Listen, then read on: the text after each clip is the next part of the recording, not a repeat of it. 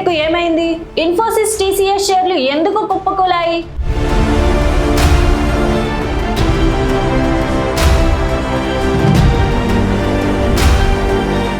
ఈ రోజు స్టాక్ మార్కెట్లో పెట్టుబడిదారులకు షాకింగ్ డే అని చెప్పవచ్చు. ఉదయం మార్కెట్ సాధారణంగానే ప్రారంభమైన ట్రేడింగ్ సాగుతున్న కొద్దీ అమ్మకాల ఒత్తిడి పెరిగింది. చివరకు నిఫ్టీ, సెన్సెక్స్ రెండు నష్టాల్లో ముగిశాయి. కానీ అందరి దృష్టిని ఆకర్షించిన విషయం మాత్రం ఐటీ రంగంలో వచ్చిన భారీ పతనం. ముఖ్యంగా ఐటీ దిగ్గజాలు ఇన్ఫోసిస్ మరియు టాటా కన్సల్టెన్సీ సర్వీసెస్ షేర్లు ఒక్కసారిగా భారీగా పడిపోయాయి. దీంతో వేల కోట్ల రూపాయల మార్కెట్ విలువ ఆవిరైపోయింది. అసలు ఎందుకు ఇలా జరిగింది? దీనికి ప్రధాన కారణం ప్రపంచ ఆర్థిక పరిస్థితులపై పెరుగుతున్న ఆందోళనలు. భారత ఐటీ కంపెనీలకు ఎక్కువ ఆదాయం అమెరికా, యూరప్ దేశాల నుంచే వస్తుంది.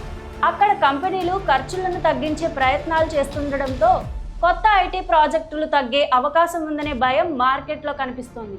ఇన్వెస్టర్లు ఒక విషయం గుర్తుపెట్టుకోవాలి. స్టాక్ మార్కెట్ అనేది కేవలం ప్రస్తుత పరిస్థితులపై మాత్రమే కాకుండా భవిష్యత్తులో ఏమి జరగవచ్చనే అంచనాలపై కూడా స్పందించాలి. అందుకే ఐటీ రంగం భవిష్యత్తు వృద్ధిపై సందేహాలు మొదలవగానే పెద్ద మొత్తంలో అమ్మకాలు జరిగాయి. అయితే ఇది ఐటీ రంగానికి ముగింపు సంకేతమా? ఖచ్చితంగా కాదు.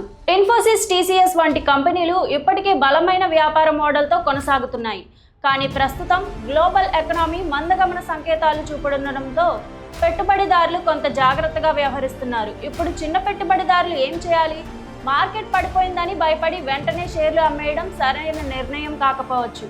అలాగే ఒకరోజు పతనాన్ని చూసి కొత్తగా పెద్ద మొత్తంలో పెట్టుబడి పెట్టడం కూడా మంచిది కాదు.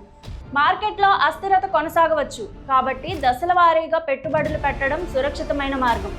మొత్తానికి ఈరోజు మార్కెట్ పతనం మనకు ఒక విషయాన్ని గుర్తు చేసింది.